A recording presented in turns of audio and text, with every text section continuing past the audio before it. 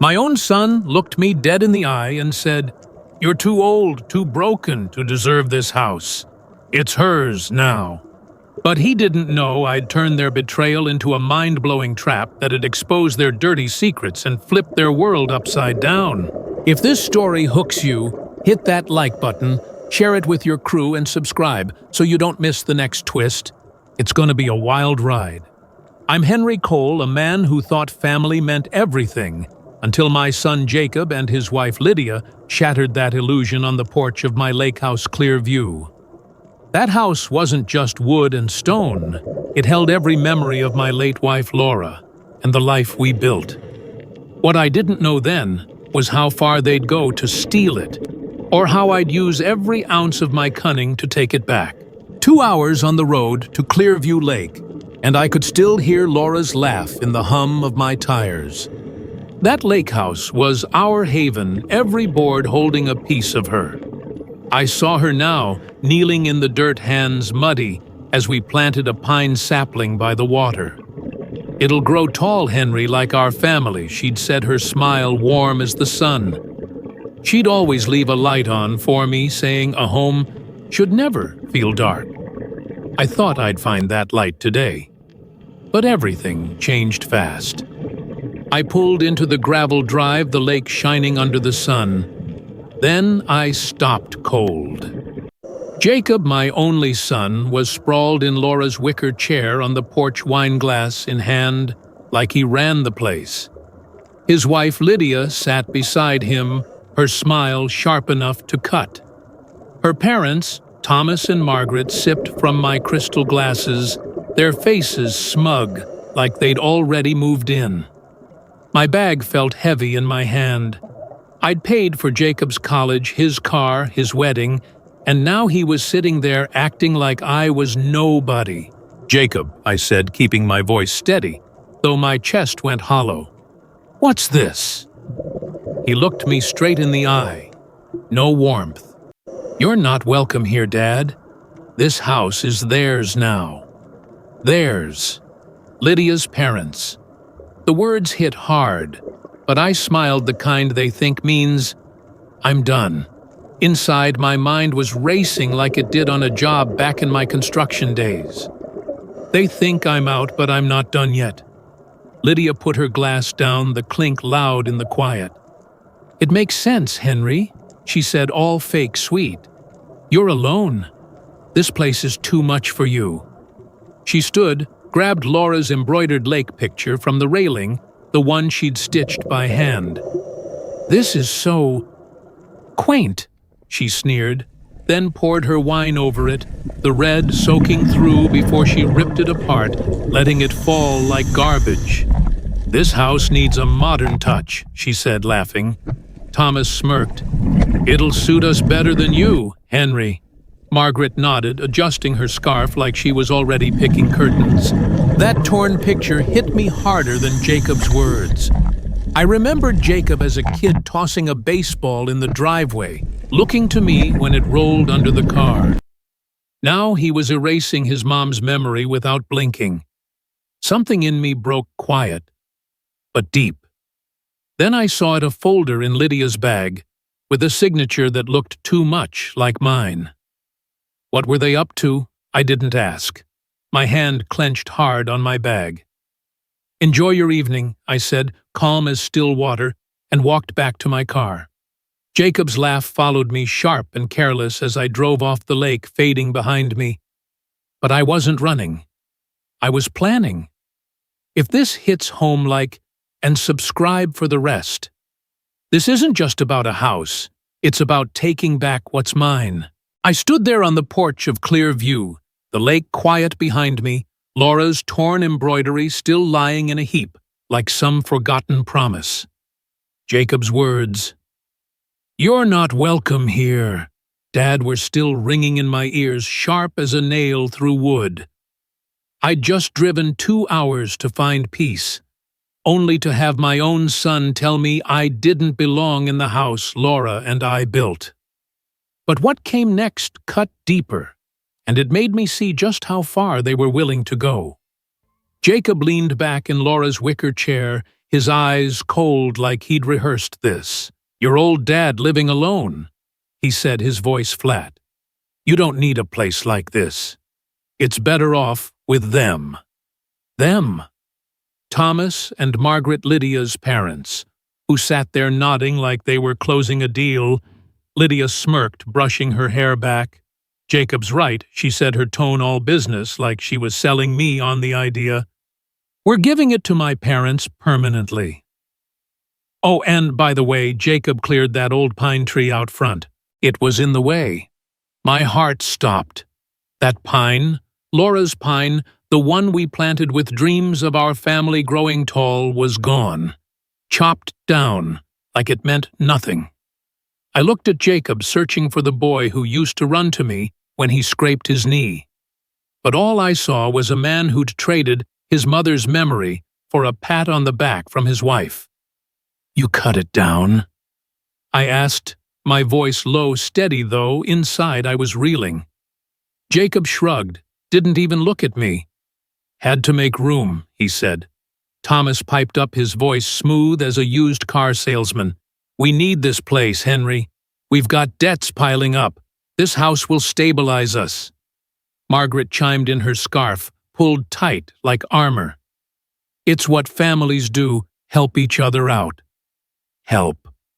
Like I hadn't shelled out thousands for Jacob's college, his car, his overpriced apartment. Their words felt like a gut punch, but I kept my face still, my hands steady. Then I noticed Jacob's phone on the table screen still lit. An email was open, some talk about a house investor and a guy named Victor who'd handle any problems. My stomach twisted. What kind of problems? And why did that folder in Lydia's bag from earlier have my signature? I remembered last winter when I was down with the flu, too weak to get out of bed. Lydia had come over all smiles, offering to help with paperwork. She'd been in my study near the safe where I kept the deed. That's when it hit me. She'd played me, used my sickness to get what she needed. The betrayal wasn't just Jacob turning his back. It was a plan, cold and calculated. I wanted to yell, to shake Jacob, and ask how he could do this to his mother's memory. But I didn't. I'd spent years giving him everything, thinking it'd keep us close, keep Laura's dream of family alive. Now I saw it clear. I'd been too soft, too trusting. Something shifted in me, not anger, but something harder, like steel settling into place. "I see," I said, my voice calm, almost too calm. "I'll let you folks get back to your plans." I turned, picked up my bag, and walked to my car, their voices fading behind me, Lydia's laugh. Thomas talking about remodeling. But as I slid into the driver's seat, I pulled out my phone and dialed Nathan Wells, my old neighbor, who could wire a house to do just about anything. "Nathan," I said when he picked up, "I need your help. It's time to fight back. If this story's got you fired up, hit that like button and subscribe for what's next.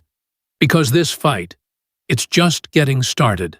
I drove back to Phoenix with Jacob's laugh still burning in my ears, the image of Laura's torn embroidery, and that chopped-down pine tree stuck in my head like a splinter. My son had called me old useless, and Lydia had played me for a fool sneaking into my safe while I was sick. That folder with my signature, the email about some guy named Victor. It wasn't just about taking my house. They were cooking up something bigger, and I wasn't about to let them walk all over me. By the time I pulled into my driveway, the sun was gone, but my mind was racing like it did back on a job site planning a build. I wasn't done. Not by a long shot. I called Nathan Wells, my neighbor, who could make a house do just about anything with a few wires and a laptop. He picked up on the second ring, his voice rough from too much coffee and late nights. "Henry, you okay?" he asked. "I didn't waste time. I need your help, Nathan. They're trying to steal Clearview, and I'm gonna make sure they regret it." I told him about Jacob's betrayal, Lydia's fake smile, and that email mentioning Victor. Nathan let out a low whistle. "That's cold, man. But I've got some tricks up my sleeve. Come over. Nathan's place was a mess of cables and monitors like a tech junkyard. He sat me down, handed me a beer, and I laid it out. I wanted to turn the lake house into something they'd run from screaming. Motion sensors to trigger flashing lights. Hidden speakers for creepy sounds. Projectors to throw shadows that'd make their skin crawl. Like a haunted house, I said, but for keeps. Nathan's eyes lit up the way they did when he got to play with his toys. "We can do better than that," he said, grinning. "Picture this light strobing red and blue speakers whispering, 'Get out!' and projectors flashing Laura's silhouette on the walls. They'll think the place is cursed." I nodded, feeling a spark of excitement, like I was building something again, not a house, but my life. Then Nathan got quiet, leaned in. "You know, I saw Lydia at that coffee shop downtown last week, talking to some guy in a fancy suit. Looked like a deal going down. Didn't think much of it till now." My gut tightened. First, the email, now this. Who was she meeting? And what did it have to do with that house investor they mentioned? I pushed the thought aside, focusing on the plan. "How fast can we make this happen?" I asked. Nathan tapped his laptop. 3 days, if we hustle. I've got most of the gear already." He pulled up a schematic, breaking it into phases like one of my old construction project's sensors first, then audio lights and projectors last. Clean, precise, just how I liked it. I remembered Laura's voice back when we built the lake house together. Measured twice cut, once she'd say her hands steady on a paint roller. That's what this was measuring twice, making sure every move counted. But as I watched Nathan sketch out the system, I noticed something else. A beat-up sedan parked across the street, too long for just a neighbor's guest. I'd seen it before near my house last week. "Nathan," I said, keeping my voice low, "you ever see that car?" He glanced out the window, frowned. "Not till now. You think she's got someone watching you?" The thought sent a chill through me, but it also lit a fire. If Lydia was playing dirty, I'd play smarter. Nathan showed me one last thing, a message he'd dug up from Lydia's social media left open on a public computer at that coffee shop. It was vague, just a line about liberating the asset soon. Asset. My house, Laura's house. The excitement I'd felt turned sharp, mixed with worry. Were they planning to sell it to who? And what did Victor have to do with it? I didn't have answers, but I had a plan. Let's do this. I told Nathan, my voice steady like I was back on a job site calling the shots. This wasn't just about keeping my house. It was about showing them who they were messing with. If this plan's got you hooked, hit that like button and subscribe for the next move. Because I'm not just fighting for a house, I'm fighting for everything Laura and I built. I was back at Clearview Lake 3 days after that gut punch on the porch, the sting of Jacob's betrayal, and Lydia's smirk still fresh. Laura's pine tree was gone, her embroidery torn, and that folder with my signature haunted me like a bad debt. Nathan and I had a plan to turn the lake house into their worst nightmare, and I was ready to make it real. That beat-up sedan I'd spotted outside my place in Phoenix kept nagging at me. Lydia was watching maybe through this Victor guy from her email. But I wasn't running scared. I was building something they'd never see coming. Nathan's SUV was loaded with gear sensors, no bigger than smoke alarms, speakers small as shot glasses, and projectors that could throw shadows to chill your bones. We got to work in the entryway, wiring motion sensors above the door. "These'll trip the lights," Nathan said, his hands moving fast, like a kid with a new toy. Red and blue strobes disorienting as hell. In the living room, we hid speakers behind bookshelves set to play a child's laugh, eerie and soft, like it was coming from nowhere.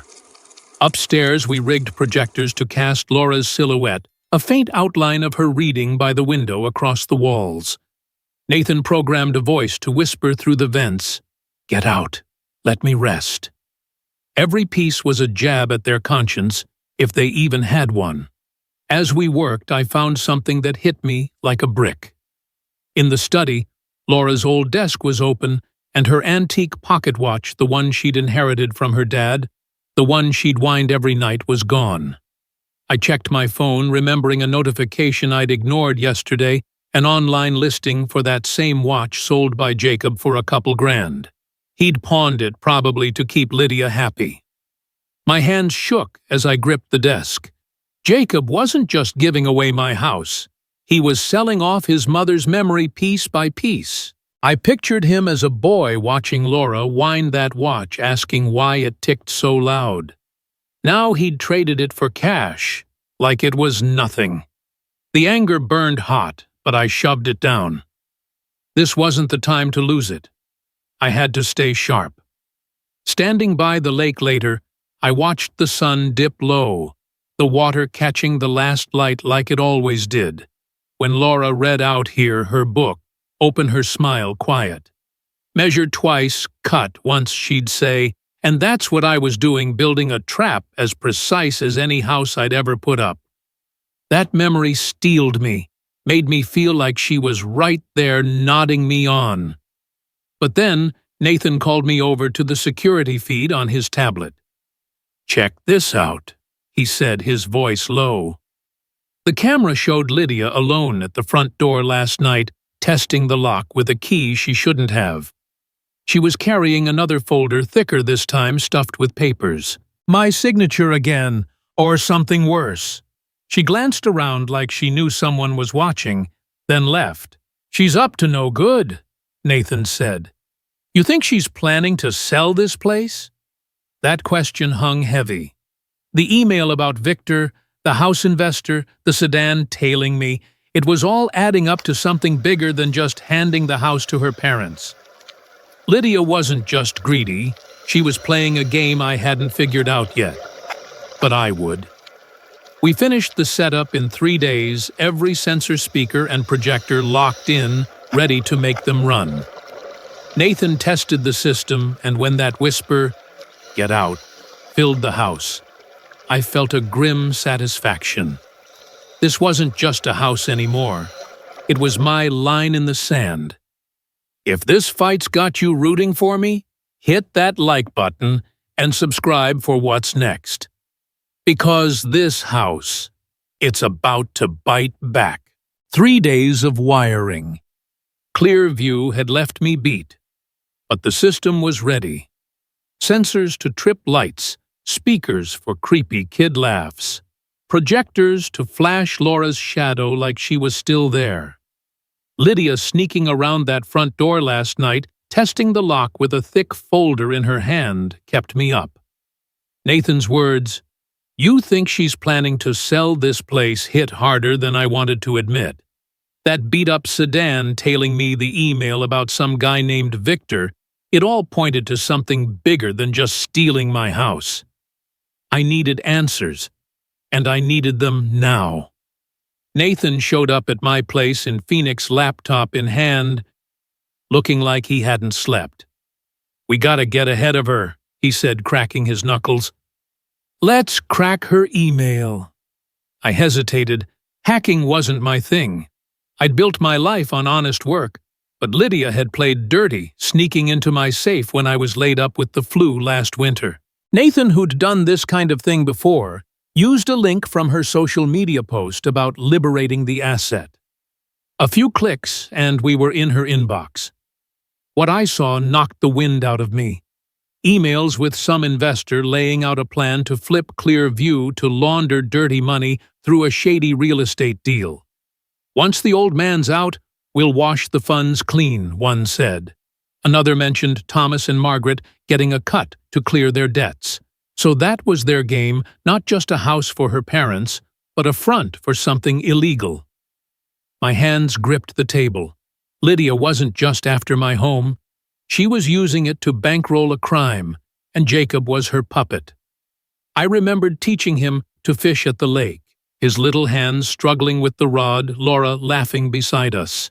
Now, He was selling her watch, chopping her tree, all for Lydia's lies. Then I caught an email about Victor. "If the old guy gets in the way, Victor will handle it," she wrote. Handle it. My phone buzzed right then, a text from an unknown number. "Back off, or you'll regret it." My heart pounded, but I kept it together. Victor was real, probably the guy in that sedan, maybe the one she met at the coffee shop Nathan saw. This wasn't just a family fight anymore, it was dangerous. I scrolled further and found scans of my deed, my signature forged from photos Lydia took while helping me when I was sick. She'd played the sweet daughter-in-law bringing soup, all while snapping pictures of my safe. The betrayal hit hard, not just Jacob turning his back, but Lydia turning him against me. Sorrow hit me hard for Jacob. He wasn't the brains here, just a kid caught in her web, thinking he was doing right by his wife. I wanted to save him, but I had to save the house first for Laura, for me. "We've got enough," I told Nathan, my voice steady despite the ache inside. "Record it all." He saved every email, every scan, turning their plan into my weapon. I called Elliot Harper, my lawyer, for over 20 years, the guy who'd seen me through every contract, and Laura's will. "Elliot, it's Henry. They're forging my name, trying to flip the house for dirty money." His voice was calm, like always. "Send me everything," he said. "We'll build a case they can't break." I hung up, feeling the gears shift. For the first time since that porch, I wasn't just reacting, I was in charge. If this twist's got you hooked, hit that like button and subscribe for the payback. Because Lydia's about to learn she picked the wrong fight. I sat in my study in Phoenix, the tablet glowing with camera feeds from clear view. Nathan's system was locked and loaded, sensors, speakers, projectors, all ready to give Jacob and Lydia a taste of their own medicine. Their plan to flip my house for dirty money, those forged papers Lydia stole from my safe, the text from some unknown number saying, "Back off it all," fueled me. I wasn't just fighting for Laura's lake house anymore. I was fighting for the man I'd let them think was done. At 2:00 p.m. Saturday, the driveway camera lit up. Their SUV rolled in, and my pulse kicked up a notch. Jacob stepped out first, all swagger like he already owned the place. Lydia followed, her hair perfect, directing Thomas and Margaret like she was staging a show. Thomas hauled a suitcase, Margaret clutched a fancy tote, both acting like they were moving in for good. They climbed the porch steps, oblivious to the steel sign Nathan had bolted up, "Enter at your own risk." Lydia laughed it off, probably thinking it was my sad attempt at a scare. Jacob slid the key, the one Lydia copied when I was sick, into the lock. The door swung open, and they walked right into my trap. I tapped the tablet, and the system roared to life. Lights in the living room flashed red and blue, strobing so hard it'd make your head spin. Hidden speakers let out a child's laugh, soft but creepy, echoing through the house. Upstairs projectors threw Laura's silhouette, her reading by the window across the walls, flickering like she was watching them. The kitchen faucet blasted on water, hitting the sink with a roar. The camera caught Jacob freezing mid-step, his face pale. "What the hell?" he yelled. Lydia spun around, her eyes darting as the speakers hissed, "Get out! Let me rest!"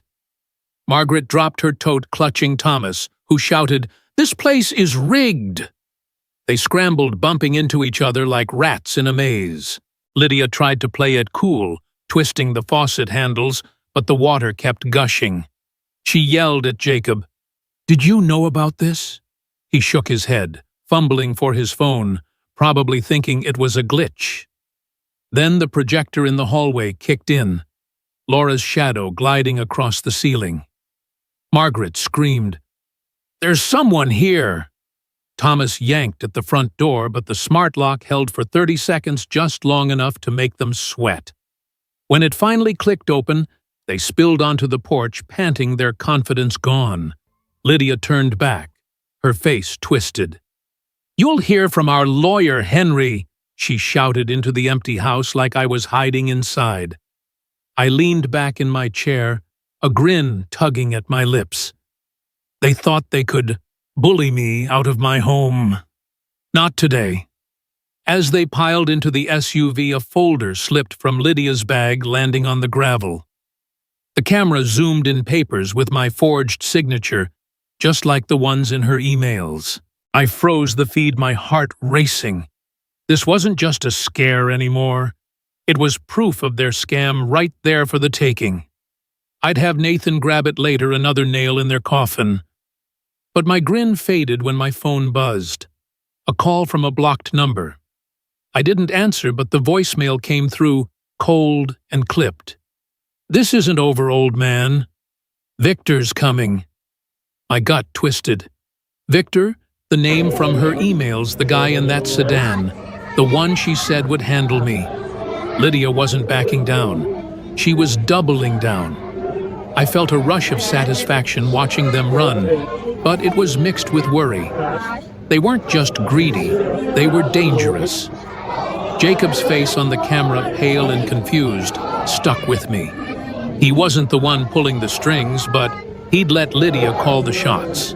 I thought of him as a kid, clinging to Laura's hand by the lake, and it hurt to see him now lost in her game. But I couldn't dwell on that. I had proof a system that worked like a charm, and Elliot Harper waiting for my call. This was my house, my fight, and I was just getting started. If this showdown's got you cheering, hit that like button and subscribe for the next round. Because Lydia's not done. But neither am I. I was still buzzing from watching Jacob and Lydia run screaming from clear view, their smug faces turned to panic by Nathan's system, those flashing lights, that creepy kid's laugh, Laura's shadow flickering like she was guarding the place. The folder with my forged signature they'd dropped on the gravel was another win-proof of their scam to flip my house for dirty money. But that voicemail from a blocked number, "This isn't over, old man." Victor's coming sat heavy in my gut. Victor, the name from Lydia's emails, the guy in that beat-up sedan tailing me, was no longer just a shadow. He was real, and he was trouble. I kept my tablet open, the camera feeds from the lake house glowing in my dark study, waiting for their next move. It came at midnight, 2 nights later. The entryway camera pinged, showing a guy in a dark jacket, Victor. I'd bet my life on it, slipping through the front door with a copied key. My heart kicked up, but I wasn't scared, not yet. He moved fast, a flashlight beam cutting through the dark, heading for the basement panel to shut down Nathan's system. Big mistake. I tapped the tablet, and the house came alive. Lights strobed red and blue, harsh enough to make you dizzy. Speakers blasted that eerie child's laugh bouncing off the walls. The projectors threw Laura's silhouette across the basement stairs like she was standing right there, were watching him. Victor froze, his flashlight shaking. "Who's there?" he yelled, his voice cracking. I hit another button, and the voice hissed through the vents. "Get out! Let me rest." He bolted for the basement door, but I locked it remotely, trapping him in the dark with the laughs and shadows. My hands were steady, but my pulse was racing. This wasn't just about scaring some thug. It was about protecting everything Laura and I had built. I pictured her sitting by the lake, her book open, telling me to hold the line. Victor pounded on the door, shouting curses, but the system kept going relentless. I called the cops, keeping my voice calm. "Intruder at my lake house, clear view. He's locked in the basement." They were there in 20 minutes, hauling Victor out, his face pale, jacket torn. Before they cuffed him, he dropped a crumpled note on the floor. I zoomed in on the camera feed. Back off, or it gets worse. My blood ran cold, but I saved the footage, another piece for Elliot's case. While the cops questioned Victor, he let slip something that hit me hard. Lydia paid me with cash from some investor, he muttered, thinking the mic wouldn't catch it. Investor. The same one from her emails, the one bankrolling her plan to wash money through my house. Lydia wasn't just a schemer, she was tied to people who played dirty, and Victor was just the hired muscle. I felt a mix of fear and fire. Fear because this was bigger than I'd thought, with real stakes. Fire because I wasn't backing down. Not for her, not for anyone. I thought of Jacob caught in her web, selling Laura's watch, chopping her tree. He was lost, but I wasn't giving up on him or on Clearview. I called Elliot Harper as soon as the cops left, my voice steady, despite the adrenaline.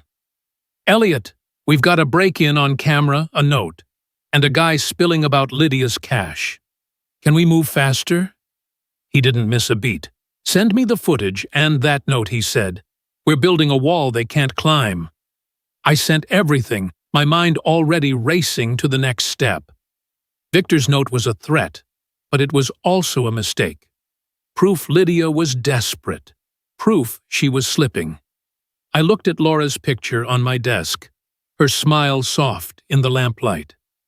We're almost there, I whispered like she could hear me. This wasn't just about a house anymore. It was about showing them who I was.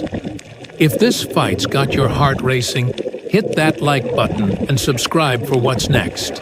Because Victor's down, but Lydia's still playing her game and I'm ready for her. Victor's break-in at Clearview, his crumpled note back off, or it gets worse, and his slip about Lydia's investor cash had me on edge.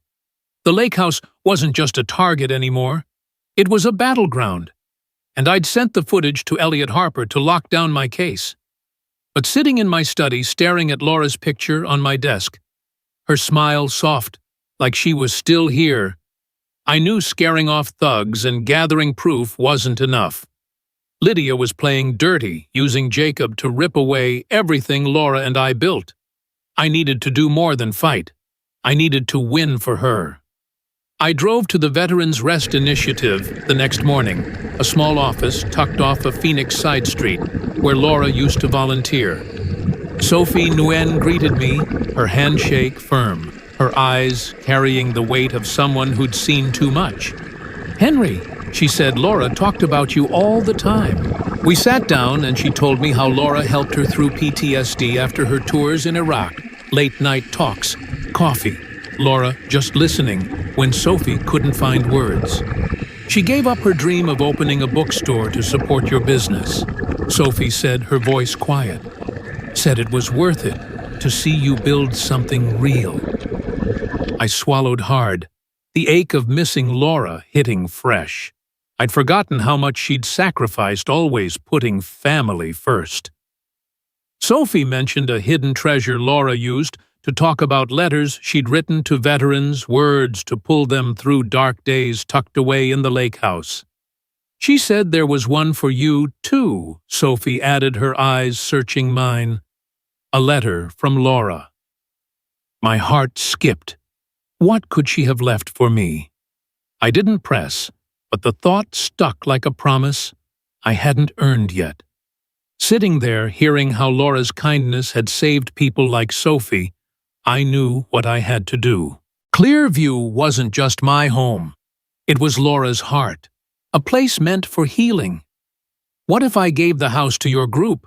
I said, the words coming out before I could overthink them. For veterans, for retreats like Laura would have wanted. Sophie's eyes widened. You'd still get to visit Henry. We'd make sure of it. Back home, I called Elliot Harper, my lawyer, who'd been building my case against Lydia's forged papers and money laundering scheme. Elliot, I want to gift Clearview to the Veterans Rest Initiative, I told him. Make it untouchable, but keep a clause so I can still go there. He didn't hesitate. I'll have the papers ready tomorrow. It's ironclad, nobody can challenge it. I sat at my desk, the deed in front of me, Laura's picture, watching. Signing it felt like letting go of her all over again. My hand shook, and a tear hit the page, smudging the ink. I wasn't just giving up the house. I was giving it a purpose, bigger than me, bigger than Lydia's greed. It hurt, but it felt right, like Laura was nodding from somewhere I couldn't see. The weight of that choice settled over me. Pain, but the kind that comes with pride. I'd fought for Laura's memory, not with fists, but with something stronger. Lydia thought she could bully me out, use Jacob to erase what we'd built. She was wrong. Those letters Sophie mentioned, especially that one for me, kept tugging at my mind. What had Laura written? Would it change how I saw this fight?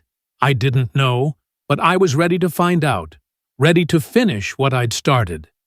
Elliot's papers would seal the deal, and Lydia's game was about to crash. If this moment's got you feeling the weight of it all, hit that like button and subscribe for what's next. Because this fight's not just mine, it's Laura's legacy.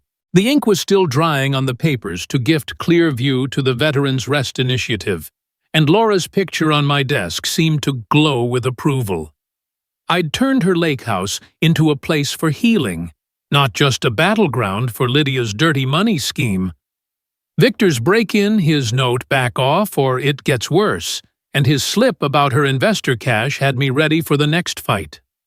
Elliot was building a case with the forged deeds and emails, but the real war was at home. Jacob, my son, was still caught in Lydia's web, and I wasn't sure he'd ever break free. Then Monday evening my doorbell rang and everything shifted. Jacob stood on my porch, eyes, red hands stuffed in his jacket, like he was bracing for a storm. "Dad," he said, his voice rough, like he hadn't slept in days. "We need to talk." I let him in, keeping my guard up. My heart caught between hope and hurt.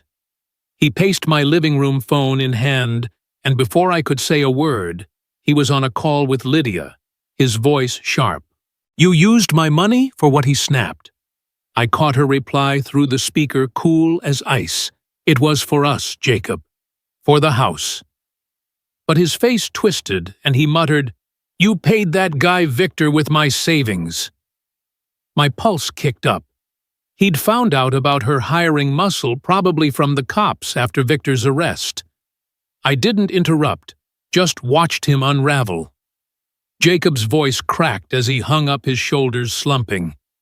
"She said it was for our future," he mumbled, not looking at me. That's when I pulled out the folder I'd had Nathan grab from the gravel at Clearview, the one with my forged signature proof of her scam to flip the house for dirty money. "Take a look," I said, sliding it across the coffee table. His eyes widened, then froze like he'd been punched. "She faked your name," he whispered, flipping through the papers. "She said it was just paperwork to help her parents." I leaned back, my voice steady but heavy. "She's not helping anyone but herself, son. She's been playing you." Jacob sank onto the couch, his face a mix of shock and shame. "I feel trapped, Dad," he said, barely audible. "I thought I was doing right by her family. I sold Mom's watch, cut down her tree, all because she said it'd fix everything." His voice broke, and I saw the boy who used to run to me when he fell off his bike, not the man who'd told me I didn't belong. It hurt, but I wasn't ready to let him off the hook. He hadn't apologized, hadn't owned up to the pain he'd caused. I wanted to pull him close, tell him we'd fix it. But I'd learned the hard way. Love doesn't mean letting someone walk over you. You made choices, Jacob. I said, my tone firm, but not cruel. You've got to figure out what kind of man you want to be. Then his phone buzzed, a text lighting up the screen. I caught a glimpse before he swiped it away, a message from Lydia. Plan B's in motion. Stay out of it. Plan B. My gut twisted. What else was she cooking up? Was this tied to her investor or something? Worse. Jacob didn't say anything, just stared at the floor, his hands shaking. I didn't push him. I'd laid out the truth. let it hit him hard. Think about what you're part of, I said, standing up.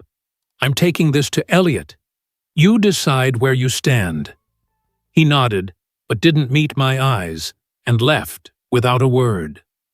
I felt a flicker of hope he might turn around, but I kept my distance. This wasn't over, not by a long shot. If this twist's got you rooting for justice, hit that like button and subscribe for the showdown. Because Lydia's not done, but I'm ready to end this. I walked into Elliot Harper's office in downtown Phoenix. My gray suit pressed the same one I'd worn for every big deal back in my construction days. The papers gifting clear view to the Veterans Rest Initiative were signed, but the fight wasn't over. Jacob's visit last night, his voice breaking as he realized Lydia had used his savings to pay Victor, left me torn, hopeful he might turn around, but wary he wasn't there yet. Lydia's plan B. Text her forged deeds, her money laundering scheme. They were all in Elliot's hands now, along with the footage of Victor's break-in and his note. This wasn't just about saving my house anymore. It was about showing Lydia she'd picked the wrong guy to mess with. Elliot's conference room smelled like lemon polish and old paper, the kind of place where battles get settled. Jacob was there, his eyes red, jaw tight, like he was carrying the weight of his mistakes. Lydia sat across from him, her face all calm and control, like she still thought she could talk her way out. Thomas and Margaret perched on a bench against the wall, dressed like they were headed to a country club, but their eyes darted nervously. I took my seat next to Elliot, my hands folded steady as steel. "Let's get to it," I said, my voice calm but firm, like I was calling the shots on a job site. Elliot didn't waste time. He slid a stack of papers across the table, Lydia's forged deed, the one she'd snapped from my safe when I was sick. "This is a felony," he said, his voice cutting through the room. Then he played the recording from her email, her cold voice laying out the plan to flip Clearview for dirty money. "Once the old man's out, we'll wash the funds clean." Lydia's face didn't crack, but Jacob's did. His mouth dropped open, his hands gripping the table. "You said it was for your parents," he whispered, his voice raw. Elliot kept going, pulling up the footage of Victor's break-in, his note back off. "Or it gets worse," and his slip about Lydia's investor cash. "This ends now," Elliot said. "The police are on their way." Lydia leaned forward, her eyes flashing. "You think you've won, Henry? There's someone bigger behind this. You're out of your league." My gut twisted at her words. Someone bigger. Who was pulling her strings? But I didn't flinch. "You're the one in over your head," I said, my voice low, steady. Thomas jumped in, his voice oily. "Let's not make this messy, Henry. We'll sue for harassment." Margaret nodded, her pearls glinting. "You're tearing this family apart." Jacob's head snapped up, his face torn. "No," he said, his voice shaking but firm. "You used me. You used my money to pay that thug. I'm done." He stood, stepping away from them closer to me, but his eyes didn't meet mine. He was breaking, but he wasn't ready to face me yet. The police walked in, badges gleaming, and Lydia's cool mask finally cracked. They started asking about the forged papers, the emails, the money. She stammered, her voice sharp but shaky, throwing out excuses that didn't stick. I watched Jacob slump in his chair, his hands covering his face like the truth was too heavy to carry. I felt a pang of sadness. He was my boy, caught in her lies, thinking he was doing right by his wife. But I'd fought too hard to let that soften me now. This was my win, not just for me, but for Laura, for the house we'd built. I'd turned their scam into my victory, and it felt good even if it hurt to see Jacob like that. As the cops led Lydia out for questioning, I leaned back, the weight of it all settling in. I'd beaten her, but the cost was high. Jacob's silence, his shame, was a reminder of what we'd lost. But I wasn't done fighting, not for the house, but for what came next. Laura's letter, the one Sophie mentioned, was still out there waiting. What would it say? I needed to know. If this showdown's got you fired up, hit that like button and subscribe for the endgame. Because this fight's not just about winning, it's about what's left. Lydia was out of moves, hauled off for questioning after Elliot laid out her forged papers and that damning recording of her money laundering scheme. Jacob's broken face in that conference room, his voice cracking as he admitted she'd used him, stayed with me. I'd won, but it didn't feel like a clean victory, not with my son caught in the wreckage. The papers gifting Clearview to the Veterans Rest Initiative were signed, sealed, and filed. But Sophie's words about Laura's hidden treasure, those letters, one for me, kept pulling me back to the lake house. I needed to find them to feel Laura one more time before letting go for good. I drove up to Clearview the next morning, the lake sparkling under a crisp September sun. The house felt different now, quiet, like it was waiting for something new. Inside, I headed to Laura's old sewing room, a corner we'd left untouched since she passed. Her desk was still there, drawers stiff from years of neglect. I pried one open, and there it was, a wooden box, small and worn, stuffed with envelopes. Laura's handwriting covered them, each one addressed to a veteran she'd counseled at the center. Words of hope, strength, little lifelines she'd written to pull them through dark days. My hands shook as I found one with my name, Henry. I opened it, her voice clear as day. Keep the lake in your heart, Henry. Protect yourself like I always tried to. I stood there, eyes burning, feeling like she was right beside me, her hand on my shoulder. I drove straight to Sophie Nguyen at the Veterans Rest Initiative, the box tucked under my arm. These are Laura's, I said, handing it over. They belong here, where they can keep helping people. Sophie's eyes softened as she read a few, her fingers tracing Laura's words. We'll display them in the main room, she said, and we're putting up a plaque, given in memory of Laura Cole, a quiet kind of healing. She paused, then added, You know the veterans who've visited say they feel her here, like she's still watching over this place. My throat tightened. Laura still here. The thought wrapped around me like a warm blanket, but it left me wondering, what did they feel? Was she really there in some way I couldn't touch? Later that day, I went back to Clearview with a new pine sapling, its roots wrapped in burlap. I planted it where Laura's tree once stood, the one Jacob had chopped down for Lydia's scheme.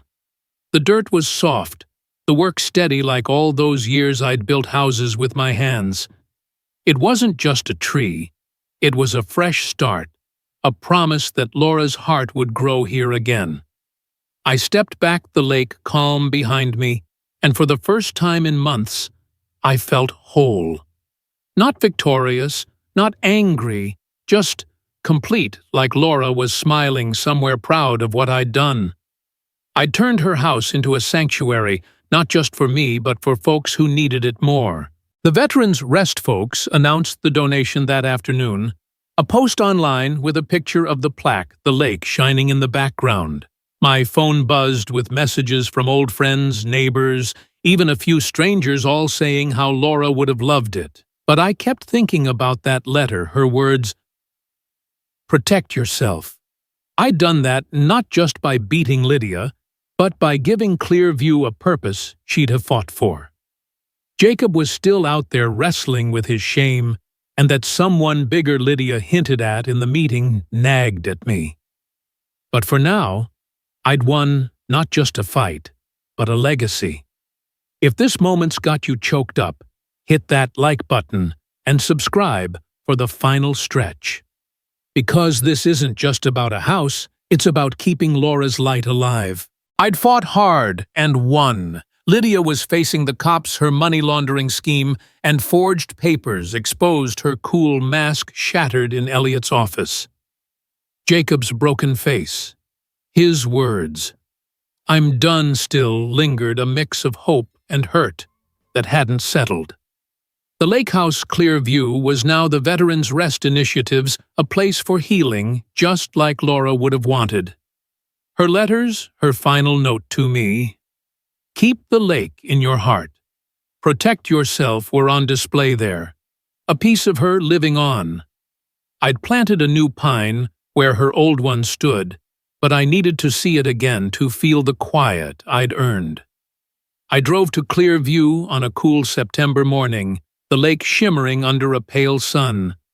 I sat on the dock, my boots on the worn boards, the new pine sapling standing small but strong nearby. The water was still, like it was listening, and from the house behind me came the sound of laughter. Veterans, a small group, the first to use the place since the donation. Their voices carried low at first, then louder, like the house was waking up. I thought of Laura, how she'd sit right here, book in hand, her smile saying, "This was where we belonged." For the first time in months, I felt peace. Not the kind you chase, but the kind that settles in when you've done right. One of the veterans, a guy named Ray, walked down to the dock, his steps heavy but calm. "You're Henry, right?"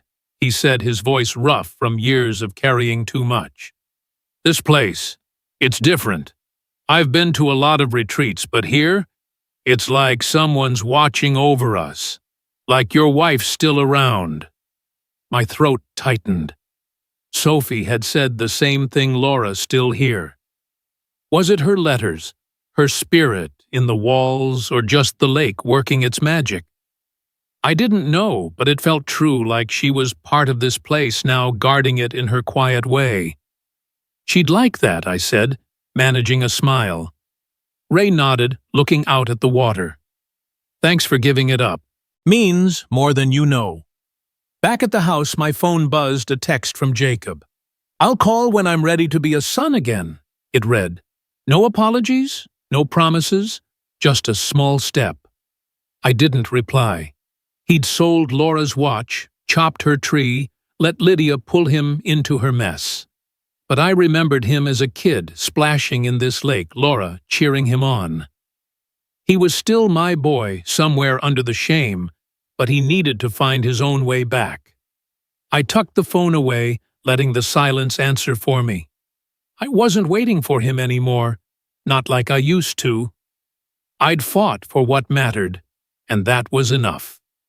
Later in the mail, I found a letter, no name, no return address. "Thank you for Clearview," it said. "Laura's light lives here." My hands shook as I read it. Who sent this? One of the veterans. Someone from the center.